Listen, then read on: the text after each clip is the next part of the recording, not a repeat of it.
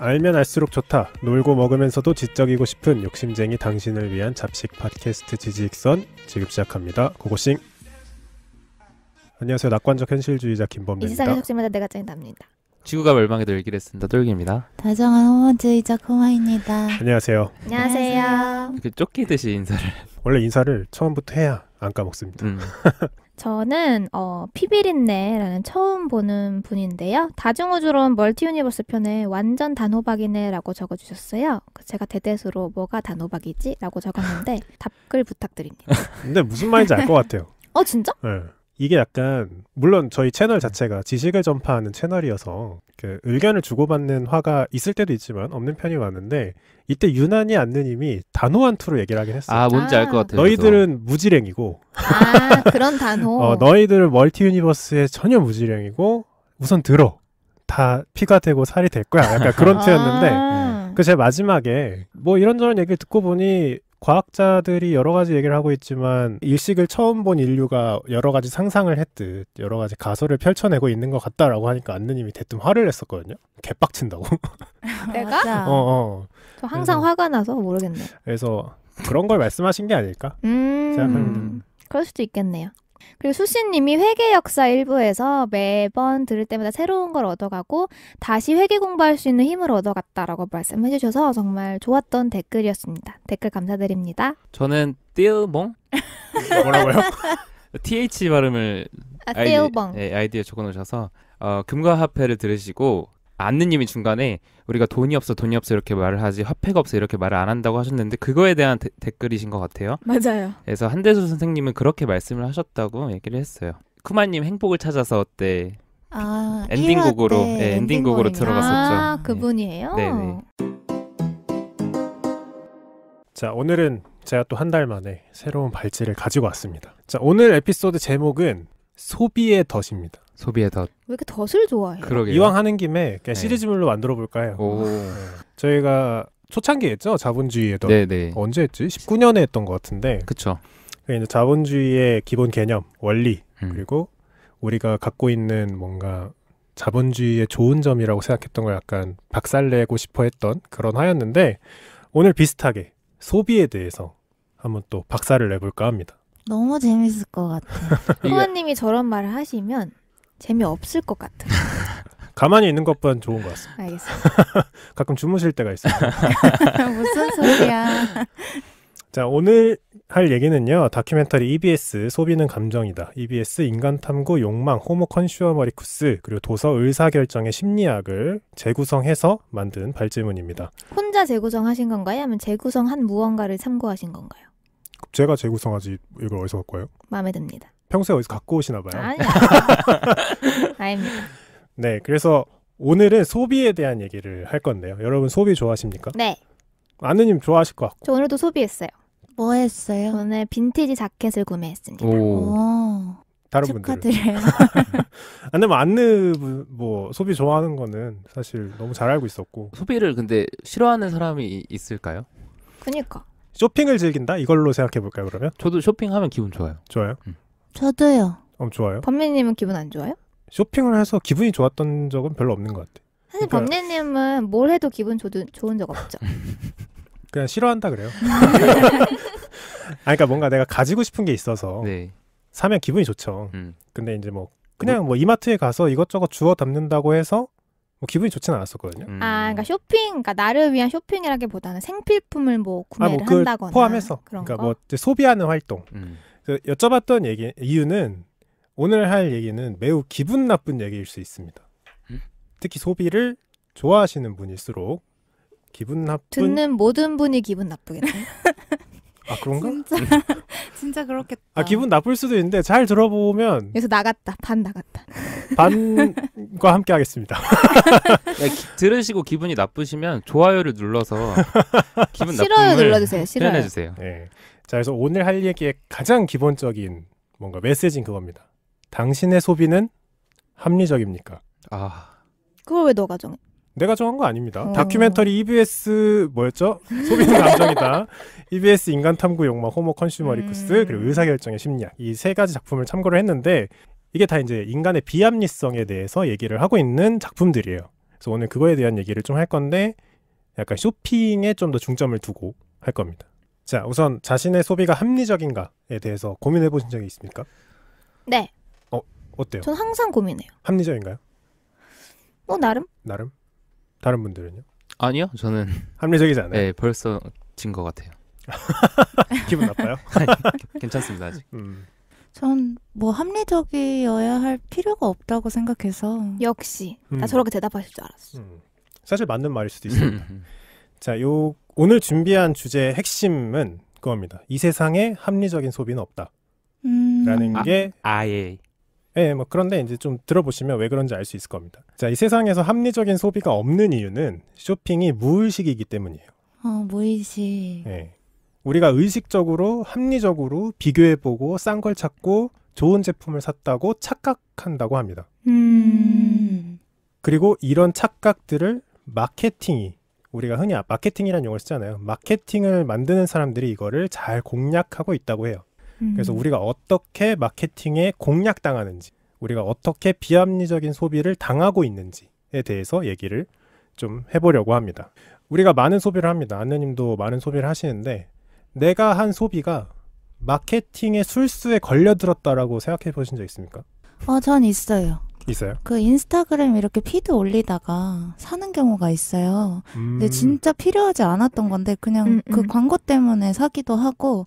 그런데 뭐랄까, 전 소비를 정말로 안 하는 편이라서 안느님이 제일 잘하시지 않을까. 그러니까 약간 그런 거예요. 내가 소비를 했는데 이거는 이런 마케팅 때문에 샀다라고 깨닫는 경우가 거의 없습니다, 사실. 휴지, 뭐 생수 이런 것도?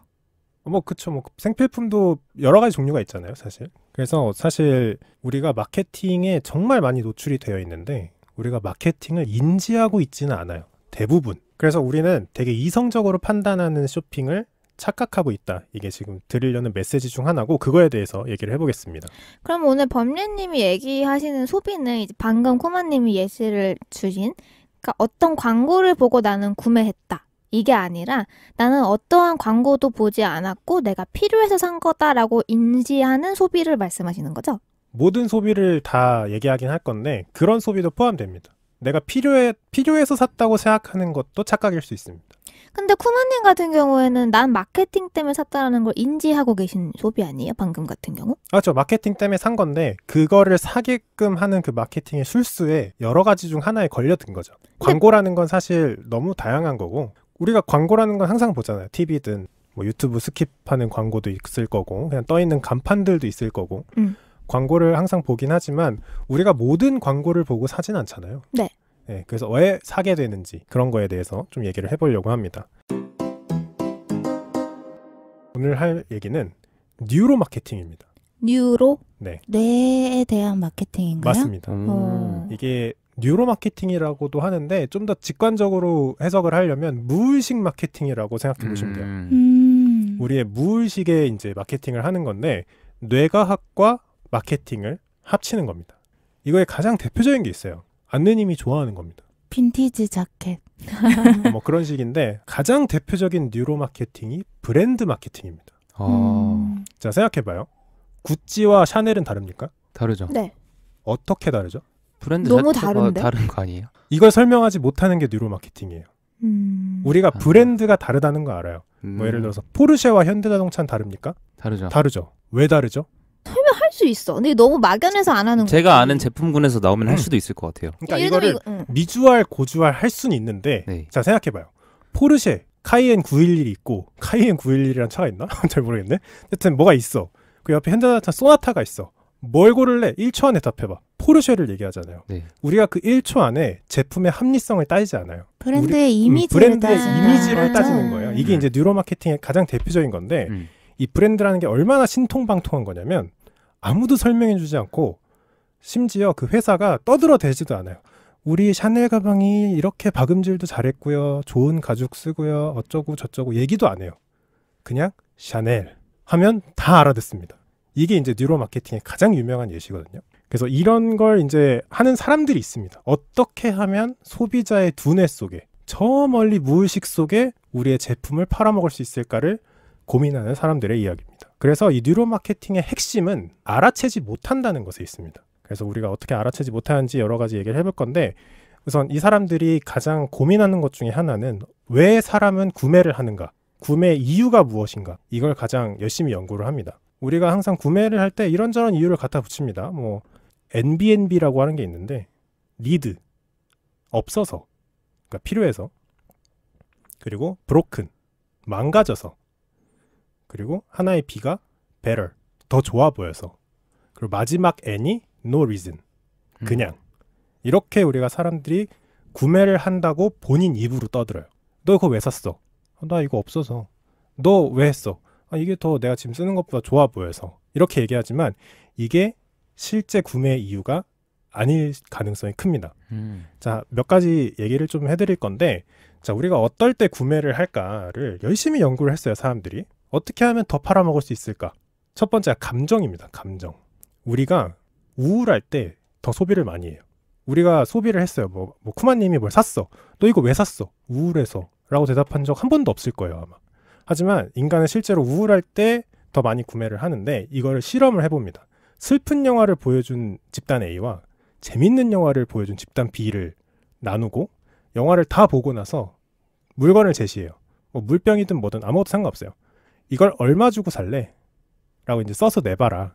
이렇게 실험을 하면 언제나 항상 슬픈 영화를 보고 나온 관객들이 더 높은 금액을 줬습니다. 그러니까 구매력이 더 커지는 거예요. 수중에 있는 돈은 똑같은데 그러면 슬픈 영화를 보고 눈물을 흘린 상태에서 약간 탈수 증세를 느껴서 그 물의 가치가 더 높아 보인 걸 수도 있잖아요. 근데 물병이라는 게 물 들어있는 거예요? 물 들어있는 게 아니에요. 텀블러 이런 거 얘기하는 텀블러 거죠? 같은 거. 이게 워터를 얘기하는 건 아니었고. 자, 그리고 두 번째가 화가 날 때. 그러니까 어쨌든 뭐 감정이 동요돼 있을 때 얘기하는 거예요. 근데 화가 나 있을 때는 충동 구매를 좀 하는 편인데 충동 구매의 이유는 화가 난다는 건 이제 감정에 약간 구멍이 생겼다고 할 수 있는 거거든요. 뭔가 채워지지 않은 상태인데 그거를 소비로 메우고자 하는 본능적인 욕망이 있다고 해요. 뭔가를 가짐으로써 메우려고 하는 게 있다고 하고 마지막으로 얘기할 게 가장 중요한 건데 소비는 불안할 때 생깁니다. 우리는 엄청 불안한 거네요. 뭐 본인이 판단해 보시고요. 자, 이게 불안할 때 소비를 많이 한다. 뭐 여기까지는 뭐 오케이요. 뭐 우울한 영화를 보고 더 비싼 가격을 주고 산 용의가 생긴다. 이런 실험처럼 사람이 불안할 때 소비를 더 많이 한다는 게 확인이 됐어요. 마케터들이 이를 놓치지 않습니다. 불안 마케팅을 합니다. 홈쇼핑에서. 뭐라고 떠들어댑니까? 품절 임박. 그렇죠. 매진 임박. 불안함을 자극하는 거예요. 그리고 또 가장 대표적인 게 학원. 요즘 또래 애들 이런 거 다 합니다. 이런 거 안 하시면 자녀분께서 뒤처질 수 있습니다. 불안을 자극하는 거예요. 그러면 사람들은 정말 신기하게도 수중에 있는 돈이 똑같아도 지갑을 엽니다. 그리고 지불을 해요. 그래서 이게 불안할 때라는 게 사실 되게 포괄적인 단어예요. 그래서 언제 불안을 느끼냐면 가장 큰 게 사회에서 유대가 부족한 경우, 즉 소속의 욕구가 충족되지 않았을 때 소비를 굉장히 많이 한다고 해요. 소속되기 위해서 소비를 하는 건가요? 그렇죠. 그래서 한 가지 예를 들어드리면 다 같이 이해할 수 있을 것 같아요. 왜 우리는 2010년 이전에 노스페이스 패딩에 미쳐 있었을까? 그때 청소년들이 다 노스페이스 패딩 입고 다녔죠. 맞아요. 교복이라고 할 정도로. 그래서 그때는 그러려니 했고 과거의 추억이었지라고 하기엔 재작년에 우리는 왜 또 다 같이 롱패딩에 미쳐 있었나? 이걸 안 사면 우리가 무슨 기분이 들죠? 추워요. 지금 개 추워서 산 거야 그거. 뭐 그렇기도 하지만 그렇게 이제 이유를 갖다 붙인다는 거지만 실제로 내면에서는 무의식에서는 나도 저 소속감을 느끼고 싶다라는 불안감이 작용했을 확률이 있다는 거예요. 그래서 이런 걸 이제 동조 현상이라고 하는데 집단의 선택이 개인의 선택에 영향을 주는 경우를 얘기합니다. 근데 이거 정말 강한 욕구예요. 그리고 이런 욕구를 가장 취약하게 가지고 있는 인간이 청소년기입니다. 청소년기는 뒤에도 얘기가 조금 나올 텐데 자존감이 인생에서 가장 낮은 시기 중 하나래요. 자존감이라는 건 이제 본인 스스로 본인을 규정할 수 있는 능력이라고 보면 좀 맞을 것 같은데 그래서 유행에 병적으로 민감합니다. 그래서 사실 이제 자녀를 기르고 계신 부모님들은 좀 많이 공감을 하실 것 같은데 그게 우리 애가 잘못된 거 아니야? 라고 느끼시는 것보다는 그냥 그때는 그럴 수도 있겠다라고 생각하는 것도 괜찮은 생각이 아닐까 생각을 합니다. 자, 그리고 이렇게 감정을 자극하는 마케팅을 하게 되고 실제로 우리가 쇼핑을 하면 기분이 좋아지잖아요. 아까 뭐 쇼핑해서 기분이 좋았다는지 잘 물어본 적이 있었는데 실제로 쇼핑을 해서 뭔가가 내 손에 들어오면 뇌에서는 도파민이 분비된다 그래요. 도파민이 언제 나오는지 혹시 아세요? 뭔가 이렇게 자극받을 때? 맞아요.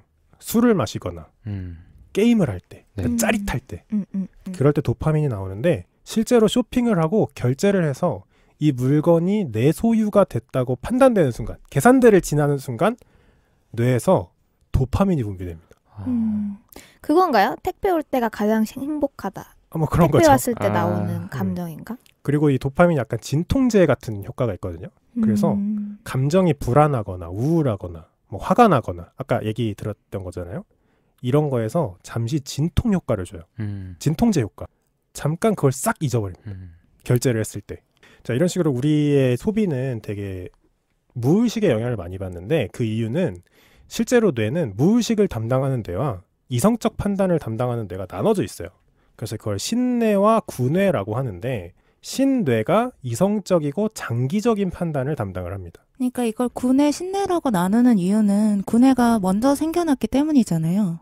그건 모르겠어요. 그러니까 뇌는 몇 가지로 발달을 했어요. 그래서 구뇌라는 게 먼저 있는데 예를 들면 정말 생존에 대해서 뭔가 무서운 게 있을 때 피한다거나 아니면 내가 이걸 먹어야 살 수 있다거나 이런 거를 구뇌라고 해요.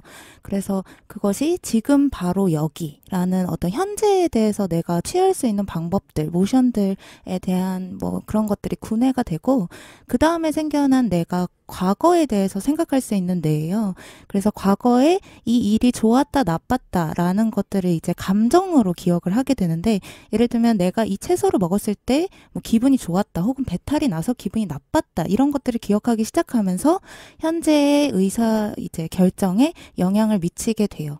그런 것들이 이제 두 번째로 생겨난 뇌고 그 다음에 생겨난 뇌를 신뇌라고 지금 부르신 것 같은데 그것이 이제 미래를 생각하면서 나오는 뇌거든요. 이것을 하면 기분이 좋을 것이다 라는 뇌예요. 그래서 내가 저 채소를 먹었는데 다음에 또 먹으면 기분이 좋을 것이다.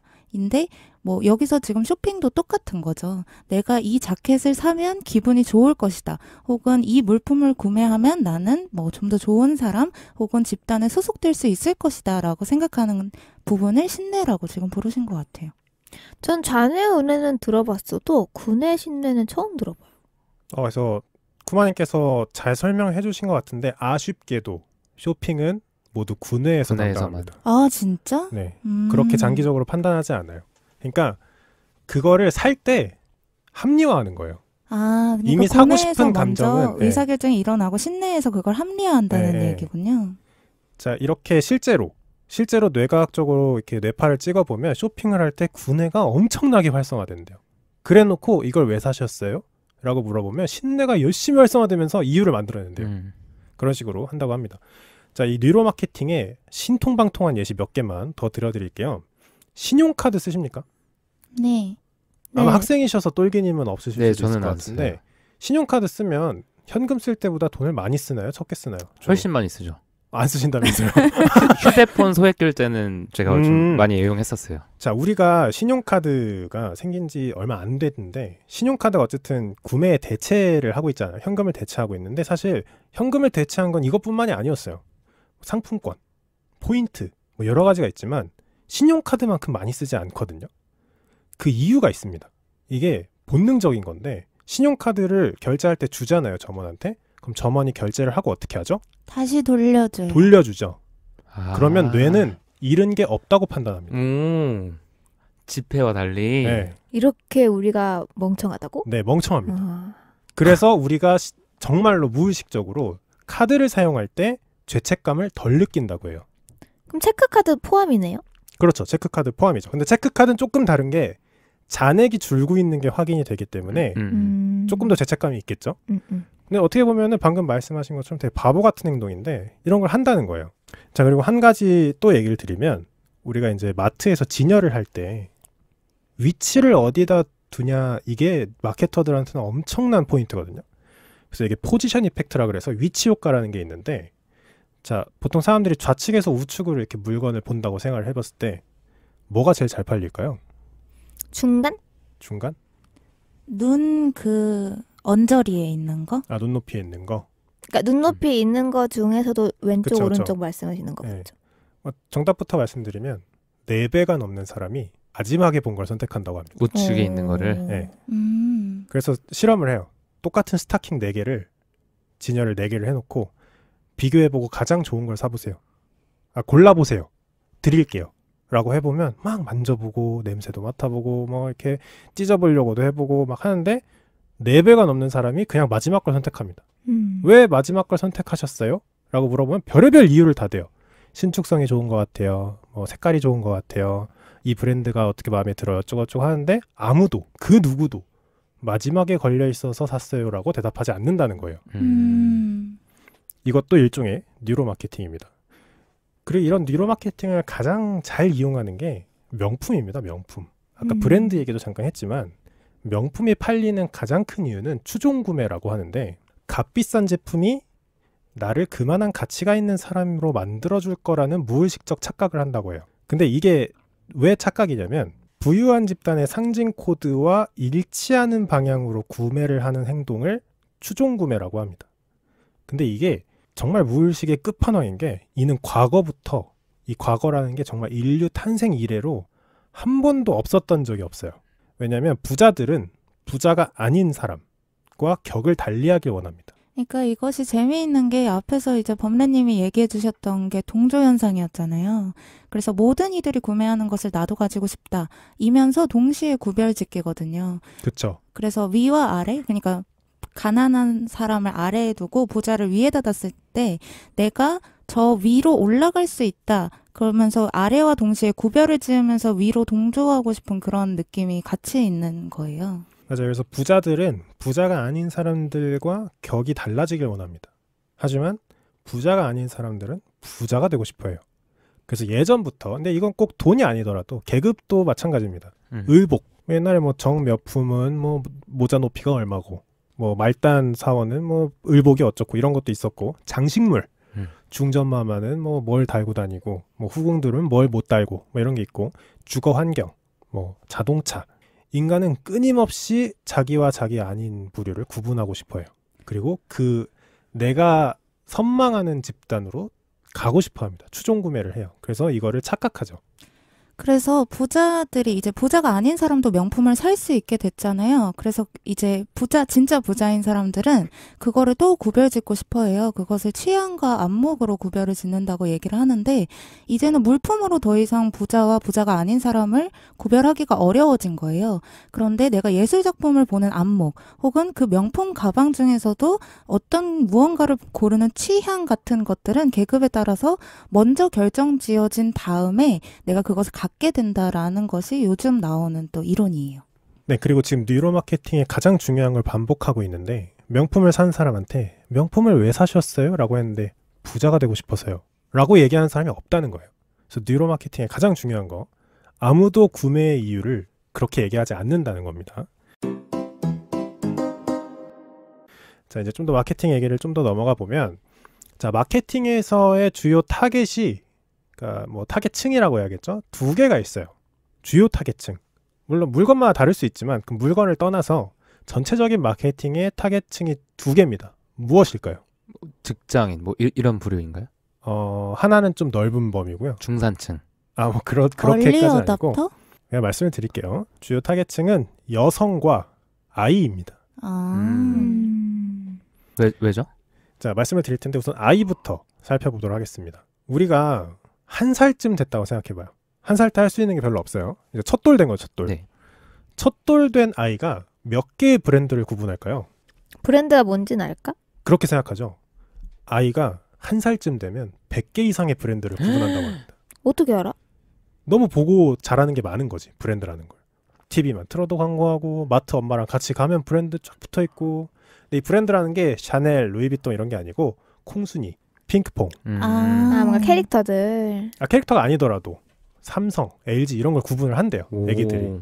그리고 이런 사람들, 애기지만 크면 사람이니까 이런 사람들이 마케터들한테는 미래의 잠재 고객이에요. 그래서 아이를 어떻게 이렇게 유혹시키느냐가 미래 소비 관점에서 굉장히 중요하다고 합니다. 그래서 어른들이 좋아할 만한 제품군, 뭐 예를 들어서 캠핑용품, 자동차, TV, 냉장고, 그런 곳에 아이가 좋아할 만한 걸 항상 같이 준비해요. 생각해보면은 캐릭터 콜라보 상품인데 정작 애들이 안 좋아하는 것도 있어요. 캠핑을 이렇게 용품을 사러 가보면 이쁜 의자가 있다든지 네. 핑크빛에, 아니면 뭐 이쁜 텐트가 있다든지, 사실 그 텐트를 치는 건 어른들의 일이고 그거를 사고자 하는 어른들의 합리적인 소비를 약간 막는 거예요. 나는 오늘 무슨 텐트를 살 건데 이 정도 크기에 뭐 설치는 이런 식이 더 좋고 막 생각하고 가는데 갑자기 애기가 저거 너무 이뻐, 저거 사줘 하면 그걸 산다는 거예요. 그래서 이제 키즈 마케팅에 열을 올리게 되는데, 이거를 조르기의 힘이라고도 마케팅에서 표현을 합니다. 아이가 조르기 시작한 물건은 부모가 사요. 그래서 사요? 저희 부모님은 난 그러신 적이 없는데. 들어 누운 적도 많은데 산 적 네. 없어. 그거는 애가 사고 싶은 걸 사준다는 게 아니고, 애가 호감을 표현한 제품을 부모님이 무의식적으로 더 좋게 평가한다는 거예요. 뭔가 같은 밥솥이 여러 개 있어도 우리 아이가 좀 좋아할 만한 밥솥을 더 산다는 건가? 그렇죠. 뭐 이 밥솥 귀여워, 애가 한마디 하면 괜히 그 밥솥을 뭐 안 살 수도 있겠죠. 마케팅이니까 사게 될 확률이 높아진다는 거죠. 그러니까 지금 대상이 아이라고 하셨지만 사실 아이를 중간자로 한 그렇죠. 최종적으로는 부모님이 대상이 되는 거예요. 어쨌든 돈을 꺼내는 사람, 지갑을 여는 사람을 공략해야 되는 거니까 그래서 키즈 마케팅에 엄청나게 열을 올린다고 합니다. 근데 물론 이런 것도 있지만 실제로 아이들을 위한 키즈 제품도 부모님 입장에선 합리적인 소비를 하고 싶어 하지만 애가 사고 싶어 하는 걸 살 확률이 높다고 해요. 자, 두 번째가 여성인데요. 좀 사실 기분이 나쁘실 수도 있는데, 브랜드 컨설턴트인 마틴 린드스트롬이 한 말입니다. 여성은 감정적으로 훨씬 약하고 소비에 있어서는 더 약하다라고 얘기를 해요. 그러니까 마케팅을 하는 사람 눈에는 공략하기 쉬운 상대인 거예요. 그래서 여성의 되게 특이한 점이 두 가지 정도가 있는데요. 첫 번째는 판매자와의 감정적인 교류를 굉장히 중요하게 생각합니다. 맞는 것 같아요? 그러니까 물건을 구매하려고 갔는데 점원이 친절하면 살 확률이 높다는 거죠? 맞아요. 그래서 자신의 의견에 동조하고 자신이 필요한 것을 알아봐주는 점원이 있으면 구매합니다. 그런 소속감을 채워주는 점원에게 호감을 느껴요. 그리고 두 번째 특징은 부재자 쇼핑을 한다는 겁니다. 부재자 쇼핑? 자, 똘기님께 여쭤볼게요. 네. 옷가게를 가서 네. 가족의 옷을 산 적 있습니까? 저는 없어요. 한 번도? 네, 저는 한 번도 없어요. 자, 여성분들한테 질문 드려볼게요. 내 걸 사러 가서 가족의 물건을 산 적이 있습니까? 전 진짜 많아요. 안는 왜 대답 안 해요? 그러니까 내 걸 사려 했는데 충동적으로 가족 걸 산 적이 있냐는 뭐 거예요? 충동적이든 합리적이라고 생각했든. 모르겠네. 그래요? 그러니까 이게 약간 마트에 가면 뭐 예를 들면 엄마가 좋아하는 쌀과자 같은 그게 거 보인다. 있잖아요. 그럼 사는 거지. 뭐. 그럼 사죠. 그죠? 그런 것조차 안 해봤어요? 돌기님? 절대 없을 겁니다. 전 진짜 심부름이 아닌 이상. 자, 안느님 그 남자 형제 있으시면 물어보세요. 절대 없습니다. 이게 특징인데. 너도 없어? 저도 없어요.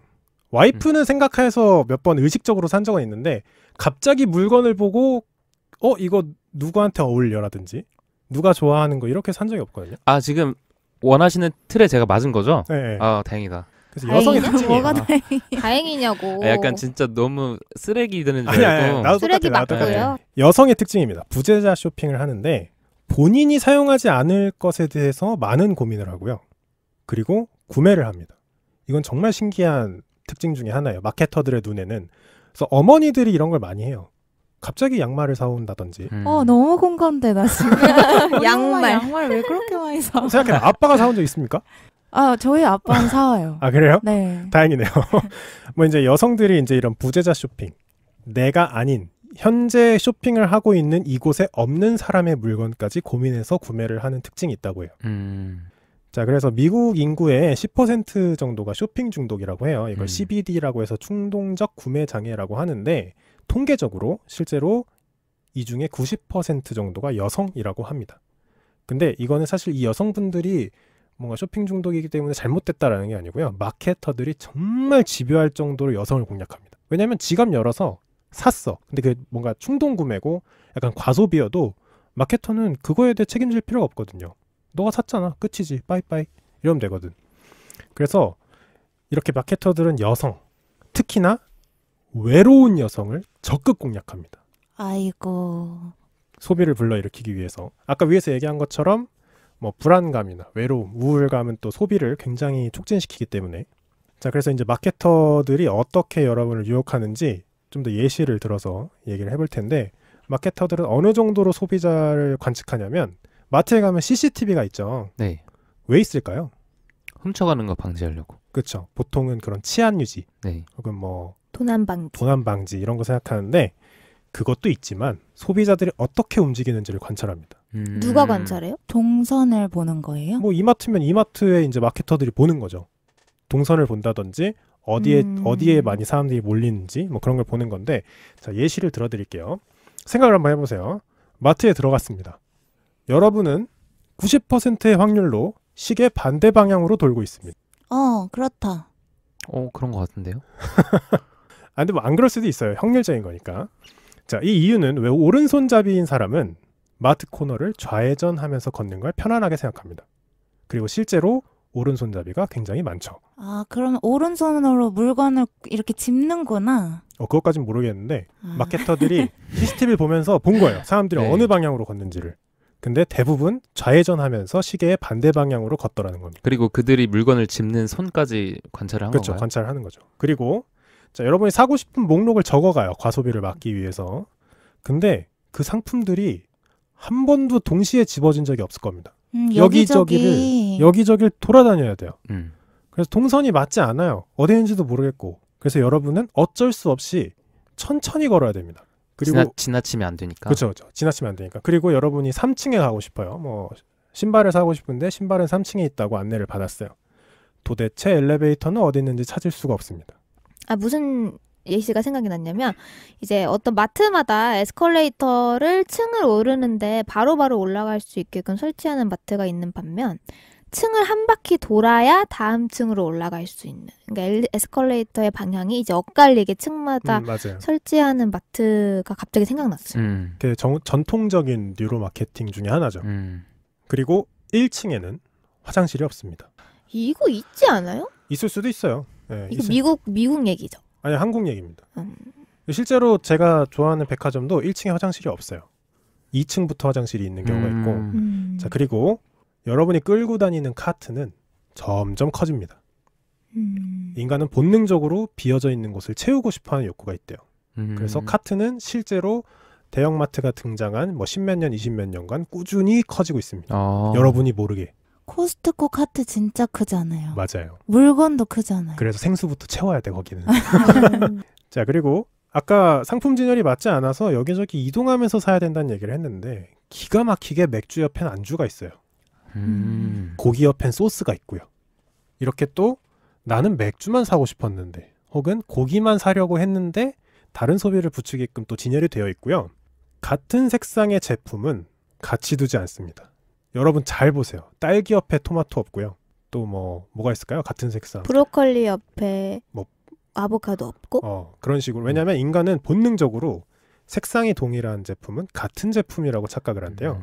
그래서 색상별로 다 나눠놓습니다. 그런데 옷가게에 보면 색상별로 진열하지 않나요? 그게 트렌드죠. 왜 그렇지? 다른 얘기인가? 음식이랑은 좀 다른가?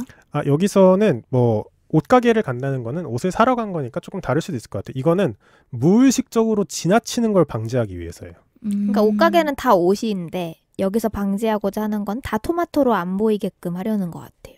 자 그리고 엔드캡이라고 해서 진열대의 마지막 쪽 그쪽에는 왜인지 항상 눈에 띄는 제품들만 있습니다. 그 중간 진열대보다 항상 끝쪽 엔드캡이라고 하는데 그쪽에는 여러분의 구미를 당기는 제품들이 항상 진열이 돼 있어요. 자 이게 이제 약간 오프라인 마트예요. 오프라인 마트가 이렇게 돼 있고 온라인으로 좀 볼까요? 홈쇼핑이나 온라인. 아까 잠깐 얘기했지만 끊임없이 소비자의 불안감을 조장합니다. 매진 임박. 여러분 빼고는 다 샀어요. 요즘 이런 거 집에 한 벌쯤은 있으시잖아요. 이런 얘기 하죠. 그리고 이런 거 있으면 얼마나 편하겠어요. 이러면서. 이거 홈쇼핑 얘기하시는 건가요? 홈쇼핑도 포함해서 온라인도 이런 걸 많이 하는데 자 그리고 이 사람들이 최초 구매 시에 드는 돈이 얼마 되지 않는다는 점을 꾸준히 강조합니다. 이 사람이 멍청해서 무의식적으로 처음 내는 돈에 굉장히 민감하고 미래에 나갈 그 지출에 대해서 되게 무뎌요. 그래서 여러분 몇 개월 무이자로 한 달에 얼마로 사실 수 있습니다. 지금 95 사이즈 매진됐습니다. 이런 식으로 계속 얘기를 하는 거예요. 그리고 약간 그런 것도 있는 것 같아요. 쇼핑몰에 보면 회원가입 시 3,000원 할인 쿠폰 이런 거 많잖아요. 그쵸. 그러면 내가 원래 이거를 사려고 했는데 좀 더 싸게 산다. 거기다 배송비까지 무료다. 이렇게 하면 좀 구매하게 되는 확률이 높은 것 같아요. 진짜 다 제 얘기네요. 그래서 방금 인간이 멍청해서 하시는데 움찔했어요, 약간. 근데 욕하는 게 아니라 모두 다 그렇다는 거예요. 그렇죠, 다행이다. 자, 그리고 또 이제 프레이밍 효과 혹은 앵커링 효과라는 게 있는데 처음 들은 가격을 기준으로 생각합니다. 똘기님 이거 10만 원인데 9만 원에 드릴게요. 똘기님만 드리는 거예요. 그럼 똘기님 머릿속에는 이 제품이 뭔지에 대한 합리적인 생각은 싹 사라지고 원래 10만 원, 원래는 10만 원짜리라는 게 싸게 산다. 무의식에 박힙니다. 그래서 처음 들은 가격으로 인간은 무의식적으로 기준을 세워요. 앵커링을 잡는 거예요. 그리고 그거보다 싸냐 비싸냐를 따지면서 본인이 합리적이라고 착각합니다. 근데 이게 뭐 좋다 나쁘다를 떠나서 마케터들을 이렇게 집요하게 노리는 거예요. 지갑을 열게끔 하기 위해서. 자, 온라인으로 넘어가 볼게요. 온라인은 이런 게 없지 않아요? 라고 얘기하시는 분이 있는데 결제의 용이성이 꾸준히 증가해요. 맞아요. 이제 비밀번호만 누르면 결제되잖아요. 이제 비밀번호도 필요 없죠. 쿠팡은 터치 한 번에 결제. 아, 진짜로? 맞아요? 네. 그래서 그때 약간 기분이 이상해요. 지금 내가 잘하고 있나? 확인해야 되는 거 아니야 여기서? 아. 뭐 이런 느낌? 터치 한 번이면 다양한 물건을 구매할 수 있는데 이 결제의 허들이 낮아질수록 우리는 쉽게 구매를 하고요. 신용카드랑 마찬가지로 우리가 터치를 하는 행동은 우리 수중에서 나가는 게 없어요. 그래서 뇌는 죄책감을 느끼지 않습니다. 내가 이런 게 없다고 생각하는 거예요. 그리고 결제하는 게 신용카드라면 아주 금상첨화겠죠. 그리고 우리가 온라인 쇼핑을 하시다 보면은 가끔 여러분이 원하는 물건이 너무 쉽게 검색된다는 생각하시지 않나요? 저 진짜 최근에 저 탈색했잖아요. 네. 아니 근데 인스타에 자꾸 그 탈색머리 볶고 그런 트리트먼트가 계속 뜨는 거예요. 그래서 정말 무서웠어요. 맞아, 요즘 유명하잖아요. 왜 사람들이 실험을 해본다고 해요. 여기 핸드폰 올려놓고 그냥 이렇게 둘이서 뭐 예를 들면 뭐 핸드폰 계속 얘기를 하는 거야. 이거 듣게끔. 그럼 실제로 이제 이 핸드폰에서 이제 쿠마님이 보신 게 스폰서드 광고였을 거예요. 맞춤형 광고로 이제 핸드폰 관련 광고들이 쫙 뜬다는 거죠. 그래서 실제로 그런 데이터들을 이제 수집을 해서 활용하고 있다고 하고, 실제로 저희가 그럼 뭐 핸드폰을 구매할 때라던가 그런 거 활용을 동의를 다 해놓은 상태라고 하더라고요. 맞아요. 이런 걸 가장 잘하는 게 이제 구글이죠. 구글은 약간 갤럭시나 이렇게 안드로이드 스마트폰 쓰시는 분들은 좀 죄송한데 여러분의 행동을 다 관찰하고 있습니다. 무서워. 뭘 하고 있는지, 뭘 원하는지. 그리고 애플도 마찬가지입니다. 애플이 여러분의 위치를 계속 보고 있어요. 그래서 이따가 아느냐 한번 보여드릴게요. 집이 어딘지 나옵니다. 범례님이 볼 수 있어요? 내 집을? 아예 내가 볼 수는 없지. 본인이 내 볼 수 폰으로 있는데 내가 볼 수 있다는 거예요? 본인이 모르고 있어요. 이게 기록되고 있다는 거예요. 항상 자는 시간에 오래 있는 장소를 자기가 집이라고 저장을 해놔요. 내가 집이라고 저장한 적이 없어도. 나 소름 돋아. 그리고 그 주변으로 마케팅을 하겠죠. 사용을 하겠죠. 그래도 요즘은 많이 나아져서 진짜 저 어렸을 때만 해도 이런 개인정보 동의 관련해서 예전에는 뭐 그런 거 있었잖아요. 지금은 필수 선택 이런 거 있잖아요. 네. 지금은 잘 보이는데 진짜 옛날만 해도 그런 거에 기재가 안 되어 있어서 대충 찾아봐야 선택적인 선택인지 아니면 필수적인 선택인지를 이제 볼 수 있게 되었고, 이런 위치 같은 경우에도 아이폰 유저들은 앱을 뭐 사용하는 동안만 킬 거냐 아니면 앱을 사용하지 않아도 킬 거냐 이런 거 선택할 수 있게 해놨는데 이렇게 소비자 친화적으로 된 지 얼마 안 됐어요. 아쉽게도 잘못 알고 계세요. 아 그래요? 왜요? 여러분이 모르는 방식으로 더 많이 빼가고 있습니다. 동의를 구하지 않고도? 네. 아니요, 동의를 하셨어요. 아. 쥐도 새도 모르게. 여러분 아이폰이나 스마트폰 샀을 때 사용 취급 설명서 읽어보세요. 아니요. 거기 다 적혀 있습니다. 그거 기억난다. 이런 설명서에다가 혹은 네. 개인정보 동의서에 어떤 회사에서 다 안 읽으니까 중간에 이 글을 읽으신 분 여기로 연락 주시면 100만 원 드립니다. 이렇게 적어놓은 거예요. 한참 뒤에 연락이 왔다고요. 한참 뒤에.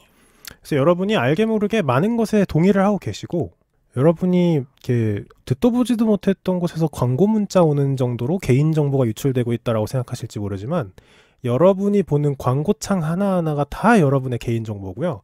유튜브에 여러분이 어떤 정도의 인간인지를 볼 수 있습니다.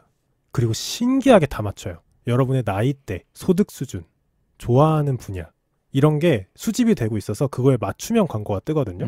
그리고 그게 엄청 숨겨져 있는데 본인이 볼 수 있어요. 아, 진짜로요? 제가 본 적이 있는데 뭐 20대 중후반의 남성, 소득 수준 뭐 중2, 뭐 좋아하는 거 무슨 이렇게 쭉 써 있는데 소름 돋을 정도로 잘 맞춥니다. 그래서 여러분이 내 개인정보는 안전해, 나는 동의한 적 없어라고 생각하고 계실지 모르지만 이런저런 방식으로 다 마케팅에 활용되고 있어요. 그 비슷한 게 이제 뭐 큐레이션 시스템이라 그래서 똘기님이 뭔가를 사요. 뭐 예를 들어서 갑자기 뜬금없이 개 사료를 샀다. 네. 근데 캣타워를 샀다. 네. 그러면은 이 마케터인 사람이 하는 거 아니고 이제 다 기계가 하는데, 인공지능들이 하는데, 그런 구매 패턴과 비슷한 사람의 데이터를 쫙 모아서 똘기님 핸드폰 액정에 딱 띄워줍니다. 아. 너 고양이 사료 필요하지? 이런 식으로. 혹은 뭐 모래밭 필요하지? 이런 식으로. 귀여워. 모래가 필요하지? 그러면은 자신도 모르게 필요했는지도 인지하지 못했는데 구매를 하는 거예요. 필요할 걸 말하면서. 그렇죠. 자, 그래서 이렇게 마케터들은 여러분의 무의식 혹은 필요하다고 인지하지도 못한 물품을 사게끔 열심히 여러분을 지갑을 열게끔 노력하고 있습니다. 자, 여기서 인간의 비합리적인 의사결정 몇 가지를 좀 얘기를 해볼까 해요. 자, 첫 번째가 유인 효과입니다. 어트랙션 이펙트라고 하는 건데, 제품 A와 제품 B가 있다고 생각해봐요. 제품 A는 좀 비싼데 좋아요. 제품 B는 적정한 가격인데 품질도 그냥 적당한 것 같아요. 그럼 여러분은 뭘 살 것 같아요? 이렇게 질문하면 어떡해요? 그러니까 무슨 제품인지도 지금 모르고, 저 초롱초롱한 눈빛 봐. 뭔지도 모르고, 뭐 얼마 정도인지도 지금 아무런 약간 정보가 그런 거예요. 없는데? 나는 돈을 더 주더라도 괜찮은 걸 사겠다. 아, 인지 품질을 적당한 따지는지 거. 네. 가격을 따지는지. 제품마다 다르지 그러니까 않나? 다를 수 있겠죠. 상황마다. 미안해요. 그래요. 그냥 얘기할게요. 네네. 이렇게 하면은 A와 B의 비율이 뭐 약 4대 6, 뭐 5대 5, 뭐 이렇게 된다고 해요. 근데 여러분이 B, 적당한 품질에 적당한 가격에 적당한 품질을 가진 회사의 마케터라고 생각해봐요. 어떻게 하면 A의 선택을 줄일 수 있을까요? 어떻게 하면 내 B 제품을 더 많이 팔 수 있을까? 익숙하게 만든다? 뭐 여러 가지 방법이 있겠지만 여기서 얘기하는 유인 효과라는 건 제품 C를 출시하는 건데요. 말도 안 되는 제품 C를 출시합니다. 미끼 상품이네요. B와 똑같은 가격에 품질만 떨어지는 제품을 출시합니다. 네. 그러면 선택지가 A, B, C가 되잖아요. A는 비싸, 품질이 좋아. B는 적당한데 품질도 적당해. C는 쓰레기야. 그래서 중간에 라면이 있는 그런 걸. 건가? 신기하게 B를 70에서 80까지 점유율을 끌어올릴 수 있습니다. 나라도 그러겠다. 그래서 생각해보면은 세상에 진짜 말도 안 되는 제품들이 가끔 있어요. 이건 뭐가 이렇게 비싸? 옥수수 라면. 뭐라는 거야? 그런 게 있어요? 그런 게 있어요? 배고파. 요즘 그런 거 있지 않아요? 그런 식으로 하는데, 그리고 사람들은 제품 B를 고릅니다. C가 생기면. 제품 C가 생기면 B를 더 많이 고르면서 생각합니다. 난 너무 합리적이야. 아니 그런 거 있잖아요. 그 최근에 양념치킨 라면이 나왔었는데 제가 먹어보고 정말 실망했거든요. 그러고 진라면 매운맛을 구매했는데 그게 기억이 나네요. 뭐 비슷한 걸 수도 있어요. 뭐 모르겠어요. 심사숙고해서 만든 라면일 수도 있는데. 미안해. 쿠마님 그 새해 소망이 라면 안 먹고 요리하기였는데 맞다. 아직 드시나 봐요. 아니에요. 그 소망 깼어요? 모르겠어요. 자, 두 번째. 제한된 합리성, 바운디드 레셔널리티라는 건데요. 뭐 안느님한테 가방 한 3개 정도를 보여주고 3개 중에 하나 사 이러면 진짜 열심히 고민합니다. 하나만 살 수 있으니까. 근데 7개 정도를 보여주고 이 중에 하나 사 라고 하면 두뇌가 더 이상 동작하지 않습니다. 인간은 7개 정도에 대한해서 합리적인 결정을 해요. 7개 정도가 되면, 그러니까 7개 이전에서 7개에서 뭐 플러스 마이너스 2개? 그러니까 5개에서 9개 정도의 대안이 생기면 최적 대안을 찾으려고 시도하지 않습니다. 머리가 갑자기 멍해지면서 적당한 수준의 만족을 택하게 돼요. 이 정말 신기한 거예요. 2개 중에 하나 골라봐. 이러면 정말 심오한 고민을 해요. 막 철학적인 고민까지 해. 7개 중에 하나 골라봐 이러면 이거 너무 쉽게 고른다는 거예요. 그리고 생각하죠. 난 너무 합리적인 선택을 했다. 라고 착각을 한다고 합니다. 세 번째가 직관적 판단입니다. 인투이티브 시스템이라는 건데 문제를 하나 들어볼게요. 3초 안에 대답하셔야 됩니다.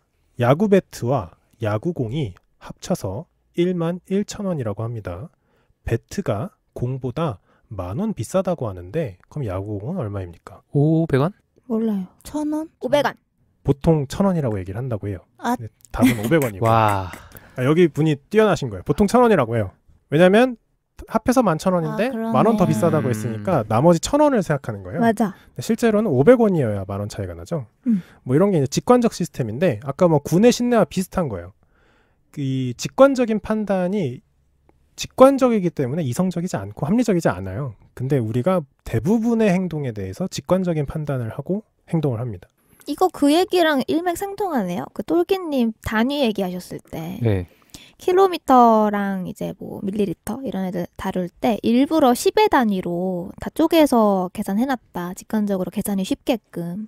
그거랑 좀 일맥상통할 것 같아. 그거는 근데 서로 도움을 주려고 한 거였지만 지금은 그걸 이용하는 거지. 이득을 얻기 위해서. 자, 그리고 네 번째는 대표성 휴리스틱이라고 해서 representativeness 휴리스틱이라고 하는데 휴리스틱? 그 네. 휴리스틱. 네, 그러니까 약간 휴리스틱이 근사치. 음. 그러니까 이게 대충 대표적인 걸 고른다는 뜻이에요. 근데 뭐 직관적 판단이랑 비슷한 건데 뭐 이런 거예요. 제가 쿠마님한테 동전을 던져서 뭐 앞면이 나오면 제가 100만 원을 드리겠습니다. 라고 하면 쿠마님은 어디에 걸 거예요? 뭘 어디에 걸어? 앞면 뒷면. 아, 잘못 얘기했다. 앞면 뒷면을 맞추면. 잘못 얘기했네. 아, 맞추면. 앞면 뒷면을 맞추면 내가 100만 원을 드릴게요. 어디에 거실래요? 라고 하면 뭐 어디 걸래요? 똑같지 않아요? 똑같다고 생각하죠. 자, 네. 그러면 똑같은 게임이에요. 앞면 뒷면을 맞추면 100만 원을 드릴 건데 제가 동전을 3번을 던졌어요. 근데 3번 다 뒷면이 나왔어. 그 다음에 어디 거실래요? 그래도 똑같잖아. 맞아요. 이게 똑같아야 되는데 네. 근데 똑같지 앞면을 택한다는 거죠. 않다고 생각하는 부류가 있다는 거예요. 그게 뭐였다고요? 대표성 휴리스틱. 음. 내가 상상하는 정도, 내가 생각하는 대표성에서 근사치를 찾는 거예요. 3번이나 뒷면이 나왔다고? 다음은 앞면이지. 이렇게 생각하는 거예요. 이게 이제 도박장에서 도박하러 오신 분들을 잡아두는 굉장히 큰 틀이에요. 이번엔 된다. 약간 이런 걸 노리는 건데. 자, 5번째가 비의식적 과정이라고 해서 non-conscious process라고 하는데 뭐 비의식적 과정 이러면 지금까지 한 얘기 다 말하는 거 아니야? 이렇게 했지만 좀 더 심오합니다. 자, 두 분류로 나눠요. A군과 B군. A군한테는 IBM 광고를 보여줘요. IBM 아시죠? 네. 컴퓨터 회사. 그리고 B군한테는 애플의 광고를 보여줍니다. 그리고 열심히 보고 나서 아무 물건이나 갖다 줘요. 뭐 우유팩, 뭐 아니면 뭐가 있을까요? 뭐 커피잔, 뭐 아무거나 주고 이거의 쓰임새가 뭘까요? 라고 물어보면 애플의 광고를 본 사람들이 더 다양한 대안을 제시합니다. 너무 신기하지 않습니까? 이런 게 또 하나 있어요. 한쪽 집단한테 A군한테는 노인과 관련된 기사를 읽게 하고 B군한테는 젊은이들의 놀이 문화에 대한 기사를 읽게 해요. 그리고 실험 끝났습니다. 집으로 돌아가셔도 됩니다. 라고 하면 노인에 관련된 기사를 본 집단이 천천히 걸어갑니다. 너무 신기하다. 근데 IBM, 애플은 이해가 안 갔어요. IBM이 조금 고전적인 컴퓨터 회사고 애플은 좀 그래서. 창조적인 회사라는 느낌? 그런 것 때문에 비의식적으로 거기에 동화되는 거예요. 그래서 마트에서는 항상 신나고 밝고 젊은 사람들이 마케팅 모델로, 그러니까 광고 모델로 나오고 뭐 술도 그렇죠. 젊은 여성분들이 보통 이렇게 아이유나 수지가 이렇게 나오잖아요. 그리고 마지막 심적 회계라는 겁니다. 멘탈 어카운팅이라는 건데 자, 우리가 회계의 역사라는 거를 안느님과 3회에 걸쳐서 여행을 갔다 왔어요. 네. 정말 눈부신 여행이에요. 진짜? 정말이에요? 맞아요. 눈부신 여행이었는데 여기에 멘탈이 들어갑니다. 멘탈, 심적 회계. 인간의 마음은 그렇게 플러스 마이너스가 이렇게 1대1이 아닌 거예요. 네. 이런 얘기가 있습니다. 이득은 여러 번에 나누어서 줘라. 이 제품을 사시면요. 뭐 화장품이라고 생각해봐요. 이 제품을 사시면요. 여러분, 이번이 최초 구성입니다. 10개 분에 6개 분을 더 드리고요. 거기에 무려 샘플을 2개나 더 드립니다. 이런 식으로 이득을 나눠서 설명해요. 다 합쳐서 14개라고 하면 되잖아. 그렇게 얘기하지 않아요. 이게 원래 10개 구성인데요. 여러분 이번이 처음이야. 이런 식으로 얘기하면서 이득을 여러 번에 나누어서 설명하고요. 손해는 한 번에 얘기합니다. 인간은 고통을 여러 번 받는 것을 더 고통스러워한다 그래요. 한 번에 받는 것보다. 그 고통의 총량이 똑같다고 했을 때. 그래서 지불할 비용을 한 번에 제시합니다. 예를 들어서 이게 화장품 10병이 뭐 10만 원인데요. 2병 더해서 2만 원이고요. 샘플 2개 더 드리고 10,000원이에요. 이러면 안 산다는 거예요. 근데 여러분 오늘 14만 원 구성인데 10병에다가 최초 구성입니다. 2병 더 드리고 샘플 2개 더 들어가요. 이게 다 합해서 14만 원입니다. 이러면 산다는 거예요. 너무 잘해. 홈쇼핑 많이 보시나 봐요. 결혼하고 많이 보는데 이런 식으로 유혹한다는 거예요. 그래서 심적 회계. 이득과 손해는 사실 플러스 마이너스가 같은 거예요. 네. 플러스로 100만 원이 찍히든 마이너스로 100만 원이 찍히든 같은 건데 100만 원이 20, 20 들어올 때 더 만족해 하고요. 100만 원이 마이너스 100 한 번에 들어왔을 때 덜 고통스러워 한다는 겁니다. 이런 걸 또 마케터들이 기가 막히게 잘 이용을 하고 있고요. 그래서 이렇게 뉴로 마케팅부터 시작해서 사람의 무의식을 어떻게 공략해서 소비를 이끌어내는지에 대해서 얘기를 좀 해봤는데 이 소비에 가장 중요한 척도가 있다고 해요. 그러니까 마케터들은 이거를 공략하려고 하고요. 뭔가 소비에 관련해서 연구를 하시는 분은 이거를 굉장히 중요하게 내세우면서 소비자들이 이걸 가지고 있어야 돼요 라고 얘기하는 게 있습니다. 그게 뭘까요? 아까 잠깐 얘기 나왔는데 청소년기 얘기하면서 자존감입니다. 이게 자존감이라는 게 뭐 여러 가지로 설명을 할 수 있지만 나는 가치 있는 사람이다라고 믿는 정도라고 볼 수 있다고 하고요. 외적인 것부터 내적인 것까지 인간의 모든 것에 영향을 준다고 합니다. 뭐 인간관계, 뭐 외모에 대한 만족이나 뭐 성격에 대한 만족까지도. 그래서 자존감이 낮으면 그것을 소비로 채우고자 하고요. 자존감이 낮은 사람을 마케터들은 적극 공략하려고 합니다. 그리고 이렇게 자존감이 낮은 분들이 구매를 많이 하는 이유는 근데 여기서 자존감이 낮아서 구매를 많이 하는 건 그냥 소비가 많다 수준이 아니고 약간 치료가 필요할 정도까지도 얘기할 수 있어요. 너무 과소비, 충동 구매 장애가 있다든지 그런 분들의 이성적인 판단이 아니고 저 깊숙이 있는 무의식에는 물건이 나를 다른 사람으로 만들어줄 수 있다라는 생각이 박혀 있다고 해요. 그리고 아까 얘기했듯이 청소년기가 자존감이 가장 낮은 시기라고 했잖아요. 인생에서. 그래서 청소년기들은 유행에 민감하고 뭔가 사고 싶은 게 많은 거예요. 하지만 아까 얘기한 것처럼 뇌에선 도파민이 나와서 이걸 잠깐 충족시켜주는 것 같은 진통제 효과를 주지만 뭐 당연하겠지만 현실자와 이상자의 차이가 크기 때문에 이건 도파민으로 해결이 안 돼요. 그냥 잠깐 잊었다가 또 이제 깨닫는 거야. 저건 또 사야 돼.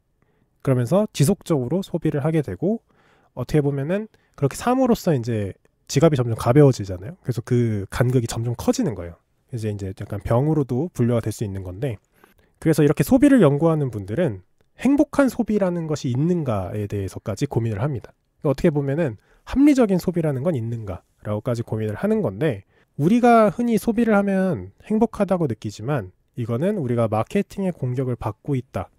우리가 마케팅에 의해서 무의식적으로 사는 걸 수도 있다라는 것을 인지하고 있어야 된다라고 이렇게 소비를 연구하시는 분들은 항상 얘기를 한다고 합니다.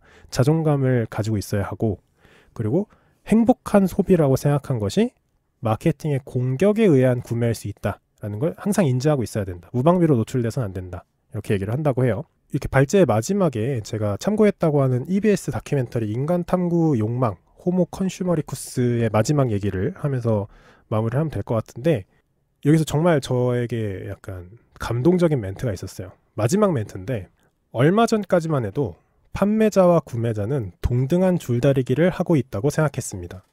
하지만 마케팅은 상상 이상으로 전문화되고 고도화되었으며 이제는 대등한 게임은 불가능할지도 모릅니다. 라고 하면서 다큐멘터리가 끝나게 됩니다. 자, 그래서 우리가 소비의 덫이라는 에피소드로 여러분의 무의식을 공략하는 뉴로 마케팅, 그리고 여러분이 구매를 더하게 만드는 요소들, 그리고 인간의 비합리적인 의사결정까지 한번 훑어봤습니다.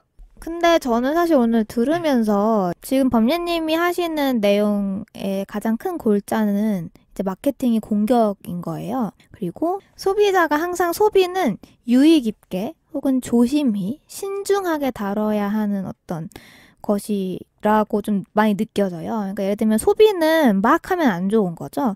소비는 소비자에게 물건을 가져다 줌에도 불구하고 어떻게 보면 손해보는 장사이고 그리고 마케팅은 그걸 부추기는 공격적인 어떤 기업의 뭐 약간 책략이다, 전략이다. 이런 식의 사고가 정말 전통적인 사고였던 것 같아요.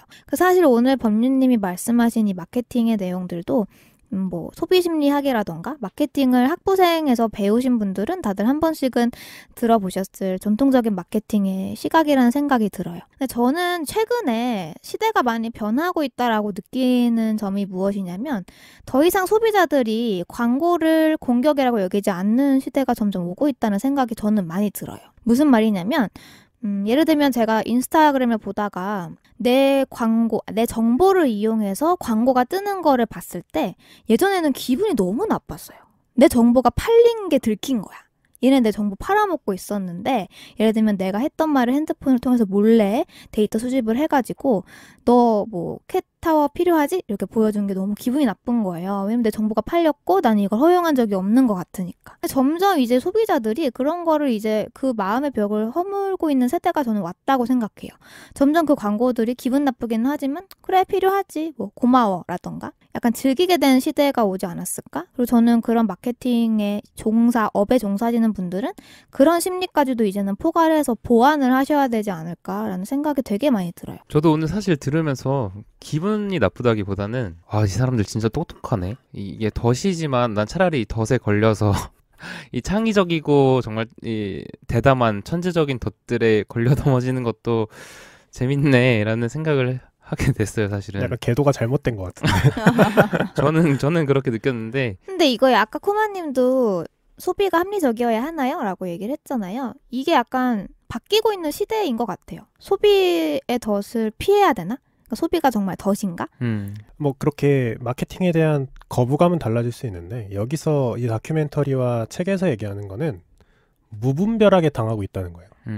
이게 어느 정도냐면 사놓고 안 쓰는 게 생길 정도로. 그때는 뭔가 진짜 괜찮아 보여서 필요해 보여 샀는데 집에 가서 1시간만 생각해봐도 진짜 필요가 없는 물품이 생기고 있죠. 예, 그리고 홈쇼핑이나 온라인 쇼핑은 그게 더 심하다 그래요. 그리고 더 신기한 거는 홈쇼핑이나 온라인 쇼핑은 직접 보지도 느껴보지도 냄새 맡지도 못해본 상품을 합리적이라고 생각하면서 구매하게 만드는 그 착각, 그게 위험하다.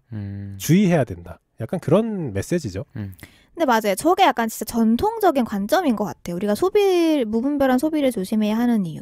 범례님이 말씀하신 사례는 이제 약간 거의 과장 광고라던가 허위 광고 이런 거에서 걸려 넘어지는 소비자들을 보호하고자 이제 소비자 보호법도 생겼잖아요. 근데 약간 제가 점점 느끼는 것은 이렇게 말씀드리면 기분 나빠하실 청취자분들이 계실 수도 있지만 점점 어린 세대, 그러니까 점점 뉴 세대들이 나오면서 이 세대들이 점점 똑똑해지고 있다는 생각이 들어요. 그러니까 이제는 이 사람들이 광고인지 아닌지를 구별하지 못하는 시대가 끝난 거죠. 이제는 인스타 광고를 봐도 이게 광고로 뜬 건지 아니면은 그냥 랜덤하게 뜬 건지를 어느 정도 구별할 수 있는 세대가 오면서 그런 광고를 즐길 수 있는 세대가 점점 오는 게 아닐까? 범례님이 말씀하신 사례들에서 좀 벗어나는 소비자들이 점점 나오는 게 아닐까라는 생각이 저는 듭니다. 그러니까 제가 생각했을 때 약간 이 발제의 아쉬운 지점은 소비의 다양한 측면을 좀 다루지 못하는 것 같다? 그러니까 이렇게 말해서 약간 죄송한데 우리가 소비라고 했을 때는 서비스를 포괄을 해야 된다고 생각해요. 그런데 이번에는 제품만 나왔다라는 게 약간 아쉬웠는데 소비가 뭐 이것이 나쁜 것이냐 아니면 우리는 광고를 즐길 수 있는 시대가 됐다라고 얘기를 하지만 그럼에도 불구하고 소비가 비판받는 이유는 소비가 우리의 욕망을 자극해요. 그런데 우리가 다가갈 수 없는 그 욕망 중추가 있는데 그 주위를 이렇게 뱅뱅 돌기만 하는 거예요. 그래서 뭔가 어떤 텅 빈 공간이 있고 거기에 다가가려고 하는데 마치 그런 거죠. 자석에 같은 극이 있는데 그 N극과 N극이 만나면 튕겨져 나오잖아요. 그런 것처럼 내가 가지고 있는 욕망은 분명해요. 그런데 그 주위를 소비를 하면서 그냥 맴돌기만 한다는 거예요. 그래서 그것을 기호만을 소비한다라고 얘기하거든요. 그러다 보니까 뭔가 너무 많은 소비가 일어나기도 하고 그것이 뭔가 인간성을 상실하는 듯한 우리가 바보가 되는 듯한 느낌을 주기 때문에 소비가 좀 비판받는 것 같은데 요즘은 또 다른 식의 소비가 일어나기도 해요. 그러니까 범례님이 말씀하신 거는 마케팅의 공격을 우리가 엄청나게 받고 있고 굉장히 수동적인 형태로 소비를 하게 되는데 요즘은 뭐 소비라는 것, 쇼핑이라는 것이 좀 적극적인 하나의 정치 행위가 되기도 하거든요. 그래서 예를 들면 2가지 정도로 들 수가 있을 것 같은데 첫 번째가 불매운동, 두 번째가 크라우드 펀딩 정도가 될 것 같아요. 그래서 뭐 예를 들어서 일본이나 뭐 유니클로 같은 불매 운동이 일어나잖아요. 그래서 바람직하지 않은 행동을 이제 기업이 하게 되면 그거를 우리가 소비로서 표현을 할 수가 있어요. 그걸 안 사는 건데 이게 진짜 투표 행위랑 똑같아요. 유권자가 이제 투표를 오늘 우리가 했잖아요.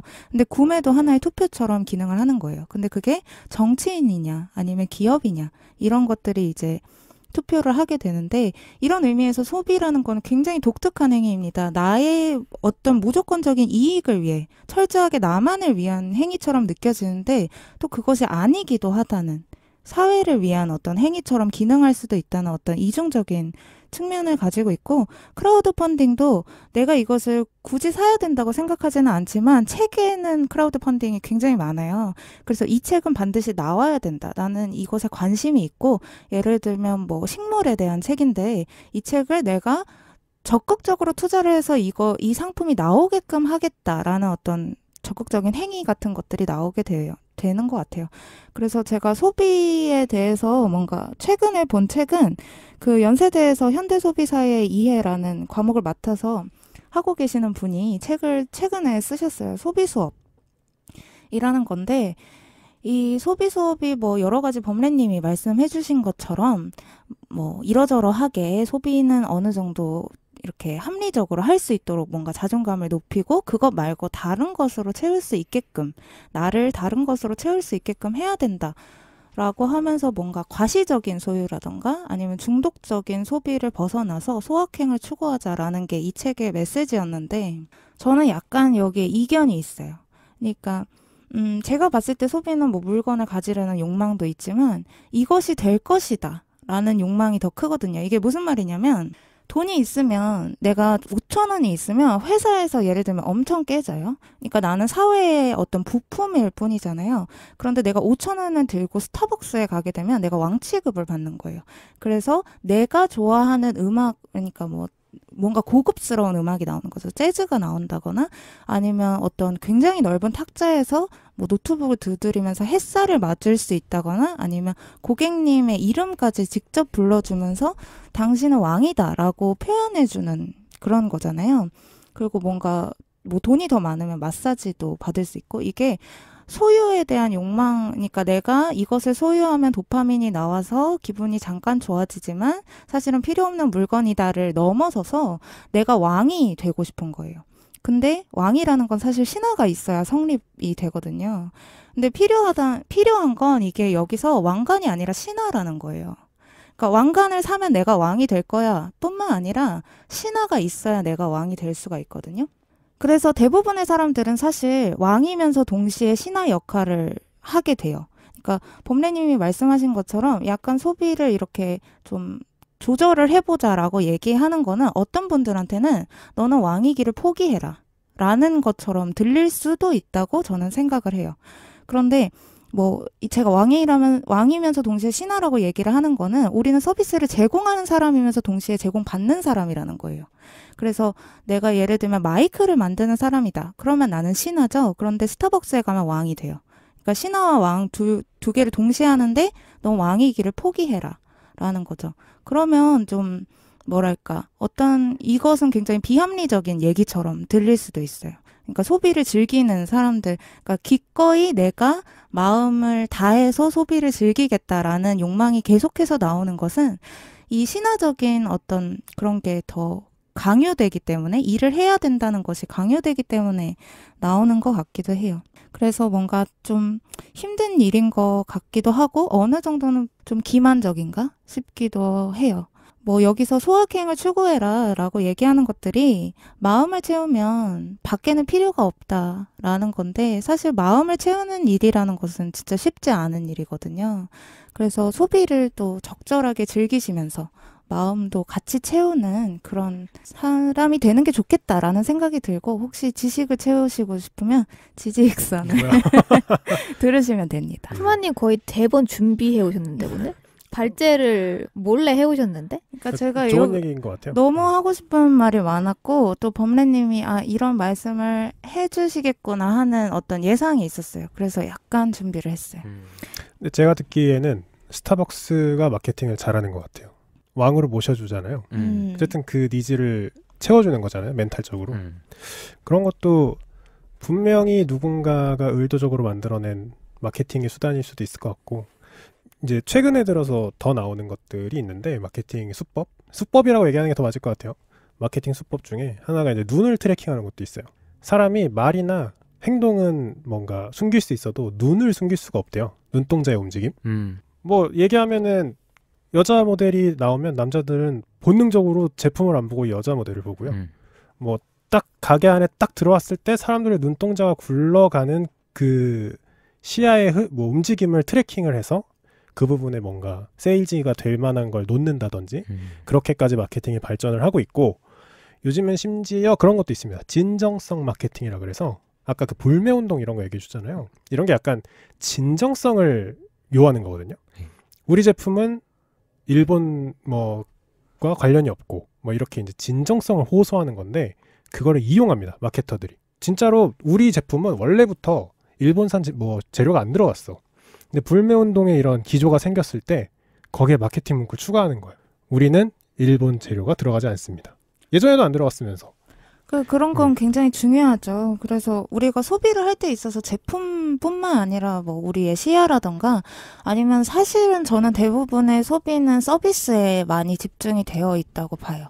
그래서 그런 서비스적인 소비라던가, 아니면 요즘은 망원동이 뜬대 이런 거 있잖아요. 망원동으로 그쵸. 소비가 쏠리는 거, 공간에 대한 소비, 장소에 대한 소비, 시간에 대한 소비, 아니면 우리가 어떤 컨텐츠에 대해서 굉장히 고부가 가치 사업이라고, 우리가 지금 만들고 있는 팟캐스트라던가 아니면 킹덤 같은 그런 컨텐츠에 계속해서 소비가 일어나고 있고요.